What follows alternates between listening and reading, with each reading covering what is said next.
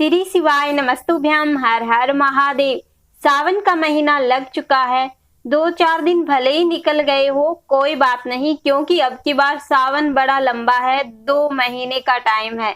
क्योंकि इस बार आप सब जानते ही हो कि अधिक मास भी सावन मास के बीच में आएगा, तो इस प्रकार 2 सावन मास है इस बार। तो भोलेनाथ को प्रसन्न करने का आपके पास लंबा टाइम है, क्योंकि सावन का महीना एक ऐसा महीना है जो भगवान भोलेनाथ को बहुत ही प्रिय है। सावन के महीने में यदि हम थोड़ी सी भी पूजा अर्चना करते हैं तो भगवान भोलेनाथ बड़े ही प्रसन्न होते हैं और हमारे मन की जो भी कामना होती है, हमारी जो भी इच्छाएं होती है, वो सब भोलेनाथ पूर्ण कर देते हैं। तो चलिए, इस सावन मास में जो जरूरी उपाय करने हैं, जो चमत्कारी उपाय आपको करने हैं, या फिर ये बोल लीजिए कि आपको इस सावन मास में जो थोड़ा सा आपका जो जल डालने का नियम है, भगवान भोलेनाथ के ऊपर जल अर्पित करने का जो नियम है, उसे थोड़ा सा आपको चेंज करना है। तो वही आज के वीडियो में हम आपको बताने वाले हैं, जो कि गुरुदेव पंडित प्रदीप जी मिश्रा ने शिव कथा के माध्यम से हम सबको बताया है, जो कि वीडियो के माध्यम से मैं आपको बताने वाली हूँ। तो आपको बड़े ही ध्यान से सुनना है। जो भी मैं आपको बताऊंगी वो आपके लिए बड़ा ही लाभकारी होने वाला है, क्योंकि इस लंबे समय में, यानी कि सावन मास के इन 2 महीनों में यदि हम भोलेनाथ को प्रसन्न नहीं कर पाए तो फिर कब प्रसन्न करेंगे।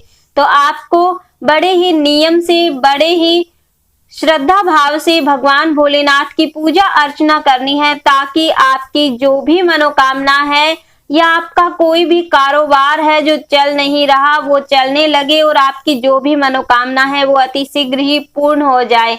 तो चलिए बात कर लेते हैं आज के उपायों की। उससे पहले आपसे नम्र निवेदन है कि यदि आप चैनल पर नए हैं और अभी तक चैनल को सब्सक्राइब नहीं किया है, यदि आप पुराने भी हैं और चैनल को अभी तक सब्सक्राइब नहीं किया है, तो जल्दी से चैनल को सब्सक्राइब कर ले और वीडियो को लाइक कर दें। चलिए बात कर लेते हैं पहले उपाय की या पहले नियम की। देखिए, आप रोजाना शिव मंदिर जाते होंगे और भगवान भोलेनाथ को जल अर्पित करते होंगे, लेकिन आप जब जल अर्पित करते हैं तो आप 1 ही लोटा लेकर जाते हैं। लेकिन सावन मास में आपको इस नियम को थोड़ा सा चेंज करना है। वो क्या करना है कि आपको 1 लोटे के स्थान पर 2 लोटे लेने हैं। ये लोटे आपको अपने घर से ही लेने हैं और इनके अंदर आपको शुद्ध जल भर लेना है। दोनों लोटों के अंदर शुद्ध जल भरना है। फिर अपने सीधे हाथ पर आपको 1 लोटा रखना है। आप वीडियो में आसानी से समझ सकते हो देखकर वीडियो में कि कैसे रखना है। अपने सीधे हाथ पर 1 लोटा जल का रखना है, फिर उस लोटे के ऊपर आपको दूसरा लोटा रखना है। इस प्रकार 1 लोटे के ऊपर दूसरा लोटा रखकर आपको शिव मंदिर में पहुंचना है और शिव मंदिर में जाने के बाद अपने दूसरे हाथ में ऊपर वाला लोटा ले लेना है, यानी कि दोनों हाथों में 1-1 लोटा आपको ले लेना है। और फिर भगवान भोलेनाथ की शिवलिंग पर दोनों लोटों का जल एक साथ भगवान भोलेनाथ पर आपको अर्पित करना है। अर्पित करते टाइम आपको विशेष ध्यान रखना है कि जब ये जल आप भोलेनाथ पर अर्पित करें तो ये जल के छींटे आपके पैरों पर नहीं गिरने चाहिए। इसलिए आपको जल भगवान भोलेनाथ की शिवलिंग के पास में लोटे करके फिर जल अर्पित करना है, ताकि दूर तक छींटे ना गिरे।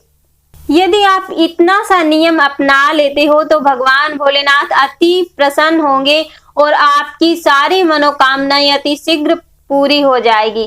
चलिए दूसरे उपाय की बात कर लेते हैं। इस उपाय के लिए आपको क्या करना है कि आपको घर से या तो आप आटे का एक दीपक तैयार कर लीजिए, या फिर आपके घर में मिट्टी का कोई नया दीपक हो तो वो भी आप काम में ले सकते हैं। लेकिन सर्वश्रेष्ठ रहेगा यदि आप आटे का दीपक घर पे तैयार करते हैं। आटे का दीपक तैयार करके उसमें आपको देसी गाय का घी डालना है और फिर पहुंचना है आपको शिव मंदिर में। शिव मंदिर में जाने के बाद आपको क्या करना है कि थोड़े से काले तिल, देखिए तिल 2 प्रकार के होते हैं, काले भी होते हैं, सफेद भी होते हैं, लेकिन आपको इस उपाय के लिए काले तिल उपयोग में लेने हैं। चाहे 1 भी काला तिल हो, कोई ना, इतना ही काफी है। आपको क्या करना है कि उस दीपक में आपको थोड़े से या एक काला तिल डालना है और फिर इसे भोलेनाथ की शिवलिंग के पास प्रज्वलित कर देना है। इस दीपक को प्रज्वलित करते टाइम आपको श्री शिवाय नमस्तुभ्याम या भोलेनाथ के किसी भी मंत्र का आप जाप कर सकते हैं। यहाँ आपको अपनी इच्छा को प्रकट करने की ज़रूरत नहीं है। भोलेनाथ अपने आप ही आपकी जो भी मनोकामना है वह अति शीघ्र ही पूर्ण कर देंगे। अब इसके साथ साथ आपको सावन के महीने में क्या खास काम करना है। आपको पता ही है भगवान भोलेनाथ को धतूरा अति प्रिय है। तो आपको क्या करना है, धतूरे के जो फूल होते हैं, लंबे लंबे से फूल होते हैं, आपने देखे ही होंगे, नहीं देखे हैं तो आप वीडियो में देख लीजिए। आपको क्या करना है कि धतूरे के सिर्फ 2 फूल लेने हैं और आपको पहुंच जाना है शिव मंदिर में। यह उपाय आप सुबह सुबह भी कर सकते हो और यदि सुबह आपको टाइम नहीं लग पाता है तो आप शाम के टाइम जब प्रदोष काल का टाइम होता है तब भी इस उपाय को आसानी से कर सकते हो। आपको क्या करना है कि 2 धतूरे के फूल लेकर पहुंचना है शिव मंदिर में और जो भोलेनाथ की शिवलिंग है वहाँ पर जो माता अशोक सुंदरी का स्थान है जो जलाधारी के बिल्कुल बीचों बीच होता है, वहाँ पर आपको 1 धतूरे का फूल अर्पित करना है अपनी कामना को करते हुए। और आपको ये धतूरे का फूल कैसे अर्पित करना है वह ध्यान से देख लीजिए और सुन लीजिए। आपको जो अशोक सुंदरी पर फूल अर्पित करना है उस फूल का जो खिला हुआ भाग होता है यानी कि फूल का जो मुख होता है वो भगवान भोलेनाथ की शिवलिंग की तरफ होना चाहिए और फूल की डंडी का मुख जलाधारी की तरफ होना चाहिए। इस प्रकार आपको यह 1 फूल अर्पित करना है और जो दूसरा फूल है वो भगवान भोलेनाथ की शिवलिंग के ऊपर यानी कि शीर्ष भाग पर आपको अर्पित करना है। और वो फूल आपको कैसे अर्पित करना है इसे भी ध्यान से देख लीजिए। जब आप दूसरे फूल को भगवान भोलेनाथ की शिवलिंग पर अर्पित करो तो फूल का जो खिला हुआ भाग है वो आपकी तरफ होना चाहिए। यानी कि जब आप फूल को अर्पित करो तो फूल का खिला हुआ भाग आपकी तरफ होना चाहिए। इस प्रकार आपको अपनी कामना करते हुए दोनों फूल शिवलिंग पर 2 स्थानों पर आपको अर्पित करना है और आपको पता ही नहीं चलेगा कि भोलेनाथ आपको क्या क्या दे सकते हैं। आपके घर माँ लक्ष्मी का निवास होगा। चलिए इस सावन मास में करने योग्य आपको एक विशेष उपाय बताते हैं। इस उपाय को आपको इस सावन मास में जरूर जरूर जरूर करना है। इस उपाय के लिए आपको क्या करना है, सबसे पहले तो ये सुन लीजिए कि ये उपाय आपको सावन मास के सोमवार को करना है। यदि आप इस उपाय को आने वाले सोमवार को करते हो तो बहुत ही अच्छा होगा क्योंकि यह सोमवार बहुत ही शुभ है क्योंकि सोमवार की अष्टमी पड़ रही है।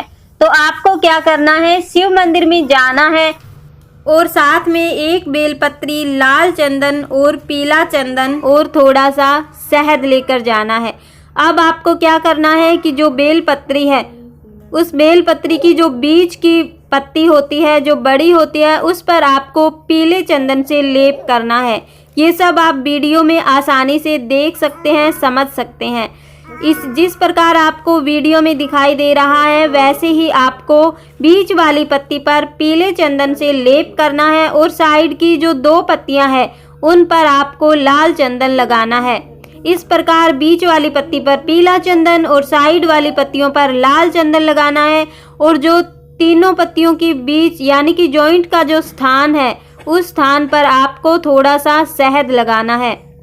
इतना करने के बाद आपको क्या करना है कि जहां आपने शहद लगाया है वहां से बेलपत्री को पकड़ना है और अब पहुंचना है आपको भोलेनाथ की शिवलिंग के पास। शिवलिंग के पास जाने के बाद जो शिवलिंग में माता अशोक सुंदरी का स्थान है वहां पर आपको इस बेलपत्री को अर्पित करना है अपनी कामना को करते हुए।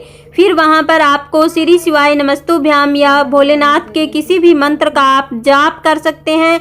5 मिनट आपको वहां बैठना है और उसके बाद इसी बेलपत्री को उठा लेना है। उठाने के बाद यदि आपके पास कोई जलाशय है तो वहां पर आप इसका विसर्जन कर सकते हैं और जलाशय नहीं है तो आप कहीं भी किसी भी पूजनीय पेड़ के नीचे इसे विसर्जित कर सकते हैं। बस आपको इतना सा करना है। और 2 से 4 दिन के अंदर अंदर ही आपकी जो भी मनोकामना है वह पूर्ण हो जाएगी। भोलेनाथ की कृपा रही तो आपका हर काम बनेगा, आपकी हर मनोकामना पूर्ण होगी। आज के लिए बस इतना ही। उम्मीद करते हैं कि आपको सब कुछ अच्छे से समझ में आ गए होंगे। यदि आपको सब कुछ अच्छे से समझ में आ गए हैं तो कमेंट बॉक्स में हर हर महादेव जरूर लिखिएगा। चलिए मिलते हैं अगले वीडियो में, तब तक के लिए श्री शिवाय नमः। हर हर महादेव।